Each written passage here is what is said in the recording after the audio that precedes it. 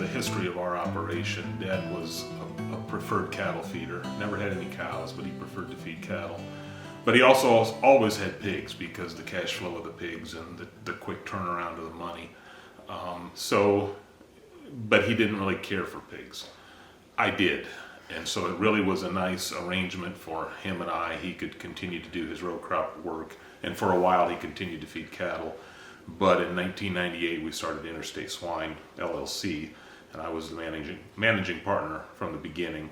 And he was very much a silent partner, but we discussed a lot of things, right? And but he let me pretty well manage that business.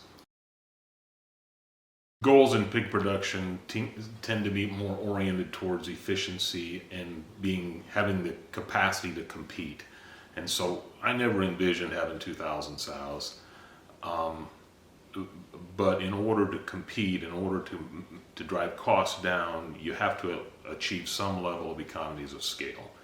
And so to make 1,100 pigs a week, which is essentially what we do now, is kind of the minimum in terms of size and scale for us to fill rooms like we need to fill them, fill barns like we need to fill them, just from a management standpoint of health and productivity. And so,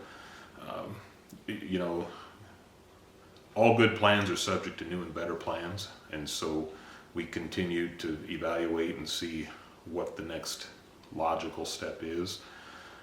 Having Drew involved with our pig farm as an employee now probably requires us to be more thoughtful about the next 10, 15, 20 years, because it will heavily involve him and likely involve some of the other kids too, as they grow and go do something else, which is a family rule, before they can come back and be a part of the family business. And we've told them that if you want to come back, we'll figure out a way to do that. But don't feel like you have to. Go do what you want to do, spread your wings, live a little, and then figure out what if this is for you or not. Right. We've had half a dozen employees that have been with us 15 years or more. And so we've built our business with them, and they've been really instrumental in our ability to move forward. Managing flow is one of the things that I spend a fair amount of time on, and so that not only includes managing flow of where all the wean pigs are going, but it's also managing marketing and just logistics of which loads are going where and when. Who's taking them? Yeah, and who's hauling them. So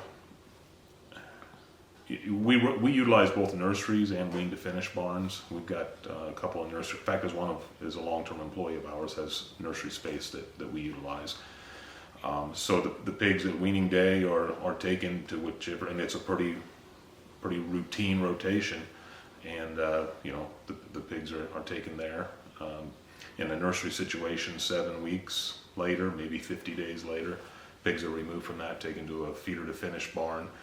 That gives the operator 6 days generally to clean up, disinfect, be dried out and ready to go for the next group. But there is a very much a rhythm to what we do, but biology waits on no one. And so when it's time, it's time. We were raised to be community minded. I mean, my parents in particular were always supportive of the community. And when I came back to the farm, one of the first things I did was serve on the Benton Unlimited board, which is a Chamber of Commerce economic development group in Benton. Met a lot of the business owners in Benton, which was good. And then it just kind of went from there. We got involved in our church. We got involved in the kids' school. You got involved on the school board and as a board of supervisors member, on a bank board. Yeah. So we've just always tried to be active and support everything that's going on in the community. I think that we are not the exception of farm families in rural Iowa. I think that there are a lot of farm families who do the right things and who are active in their communities, who genuinely care about what's going on in their local area especially. And so I'm uncomfortable being put on a pedestal. I think Denise is as well. Yeah. But if this is the avenue or the path that we can tell a story to help somebody else understand modern agriculture and what we do and how it works and why we do it. The vast majority of the consumers, if you explain to them and show them what you do and why you do it, they may not completely agree, but at least they understand, and that goes a long ways towards coming to some sort of